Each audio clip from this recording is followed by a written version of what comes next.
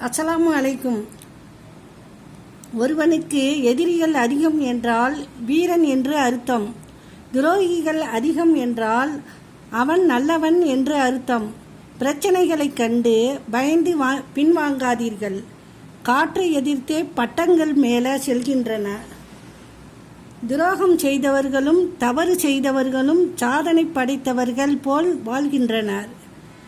பாதிக்கப்பட்ட நாம் தாம் காலம் பதில் சொல்லும், கர்மா பாடம் புகட்டும் என காத்திருக்கின்றோம். தோல்விகளால் அடிபட்டால் உடனே எழுந்துவிடு. சிலரை மறந்து விடுங்கள், சிலரை மன்னித்து விடுங்கள், சிலரை கடந்து விடுங்கள், சிலரை வெறுத்து விடுங்கள். எவரையும் தூக்கி சுமக்காதீர்கள், உங்கள் வாழ்க்கை சுமையாகிவிடும். அஸ்ஸலாமு அலைக்கும்.